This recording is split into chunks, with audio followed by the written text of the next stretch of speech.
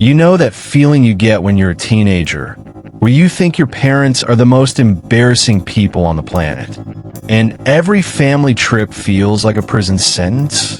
This story is from when I was 17. I was what you'd call a grudge holder. If my parents suggested something, I automatically hated it. I wasn't a bad kid. I never stole or fought, but I was difficult, especially when it came to my little sister, Chloe.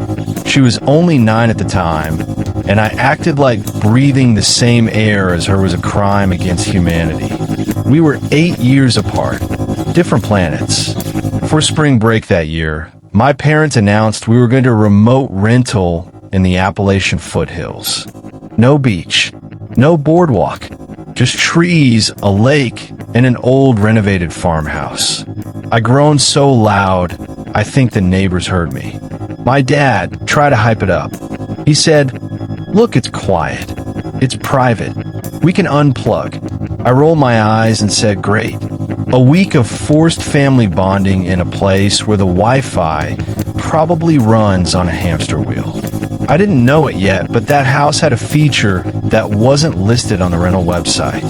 A feature that would make me sleep with the lights on for a year. We drove 8 hours. By the time we got there, it was dusk. The house was a long, single-story building, painted a faded gray with a tin roof. It was surrounded by tall pine trees, so thick that even at 5 p.m., it felt like midnight inside the tree line. The inside was actually nice. Vintage but cozy, large stone fireplace, antique furniture. But the weird part? The house had a detached guest suite. It was a smaller building connected to the main house by a breezeway, a glass hallway about 20 feet long, and the guest suite was occupied. The property had a caretaker named Mr. Gable. As soon as we pulled in, Mr. Gable came out to greet us. He was in his late 60s, skinny, with thick glasses and a baseball cap that said "retired and tired." He talked like he was trying to sell us something. "Welcome, welcome," he said, shaking my dad's hand too hard. "You folks are gonna love it here. Quiet as a grave. Quiet as a grave." Who says that to a family with a 9-year-old? He showed us around. He lived in the guest suite. He said he was a light sleeper and to call him if the critters got too loud. He laughed, showing a lot of teeth. "I keep the place secure. Don't you worry." That night, I was sleeping in the back bedroom. The room had a window that faced the breezeway, literally 10 feet from Mr. Gable's front door. My parents and sister took the master bedroom on the opposite side of the house. The first night, I couldn't sleep. I was texting my best friend, Mark, telling him how boring this place was. I sent him a photo of the breezeway. He joked, "Looks like a murder hallway." At about 2 a.m., I heard it. A metallic click, then silence, then a scrape. I froze. I looked out the window of my room. The breezeway was dark, but I could see the silhouette of Mr. Gable's door. It was open, just a crack. I told myself he was just taking out the trash. But it was 2 a.m. I woke my dad up. I whispered, "Dad, the caretaker is outside." My dad, half asleep, said he's an old man. He probably has insomnia. Go back to bed. The next morning, my parents announced we were driving an hour to a hiking trail. There was no cell service there. I immediately protested. "I'm not going. I'll stay here." My mom looked at me. "Absolutely not. Not alone." I threw a fit. I told them they were ruining my life. I yelled. I slammed a door. Classic brat behavior. Finally, my mom gave in. "Fine, but you stay inside, and you lock every door." They left at 10 a.m. I had the whole house to myself. I FaceTimed Mark. "Dude, I'm free," I said. To prove how brave I was, I decided to walk the breezeway. I wanted to see the guest suite. I tried the door. It was unlocked. I know. Stupid. Horror movie logic. But I was 17 and bored. I walked inside. The guest suite smelled like old cigarettes and pine cleaner. It was cluttered. A dusty TV, stacks of newspapers, and a wall of framed photographs. Not landscapes. Photos of the house. Photos of the driveway. Photos of the bedrooms. I started recording a video for Mark.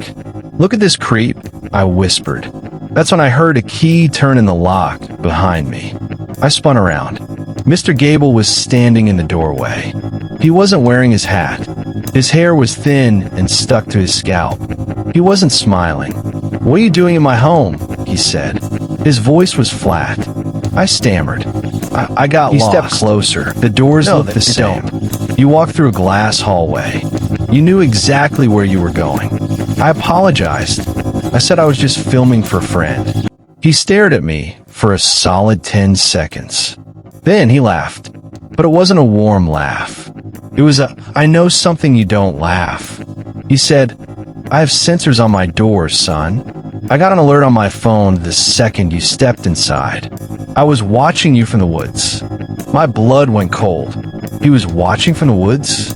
He patted me on the shoulder. "It's fine. Just don't do it again." People get nervous when you film their private space. I ran back to the main house. I grabbed a heavy wooden chair and wedged it under the breezeway door handle. I texted Mark. "This guy is insane. He has photos of our bedrooms." Mark told me to call the police. I didn't. I thought I was overreacting. My family got back at 4 p.m. I tried to tell my dad about the photos. He sighed. "You went into his house again? After I told you to stay inside? You're grounding yourself from your phone tonight." They didn't believe me. They thought I was exaggerating to get out of the next hiking trip. At 7 p.m., they decided to drive 20 minutes into town for dinner. I refused to go. I said I'd rather starve. My mom said, "Fine. There's leftovers in the fridge. We'll be back in an hour." They left.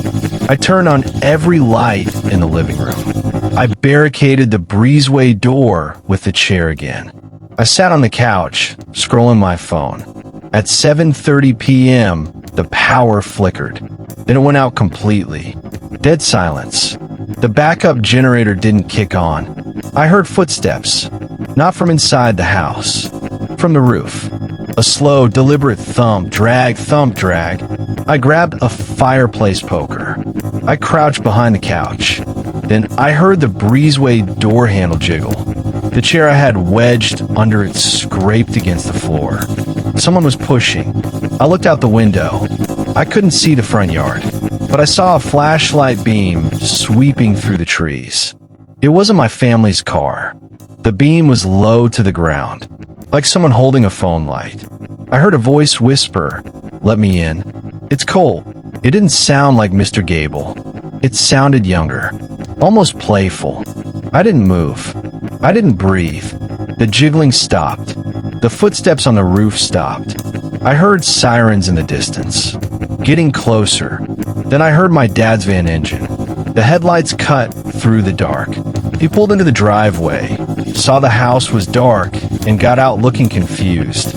I burst out the front door, screaming, "Someone is on the roof. Get back in the car." My mom grabbed Chloe. My dad grabbed a tire iron. That's when Mr. Gable ran out of the woods, holding a shotgun. He wasn't smiling anymore. He was terrified. "There's a man in the crawl space," Mr. Gable yelled. I saw him on the thermal camera. He cut the power line 15 minutes ago. My dad didn't hesitate. Everyone in the van. Now, we peeled out of the driveway. We drove to a gas station 3 miles away and called 911. The police showed up 20 minutes later. They searched the house, the roof, and the crawl space. They found a crawl space door located outside, under the back deck, forced open. The lock had been sawed through. Inside the crawl space, they found the remnants of a camp.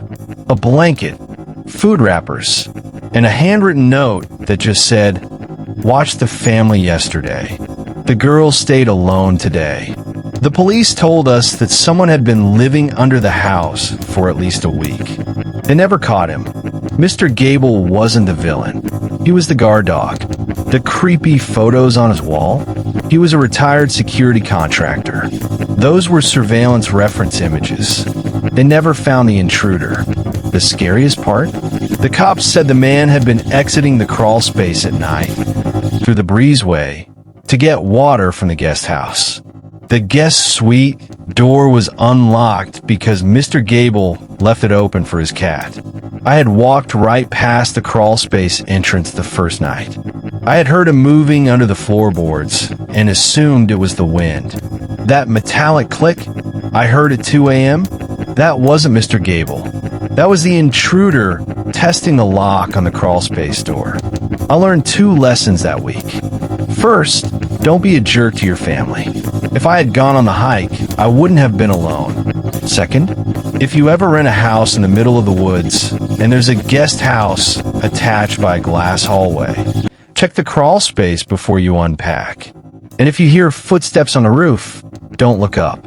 Subscribe for more true horror stories. Have a similar experience?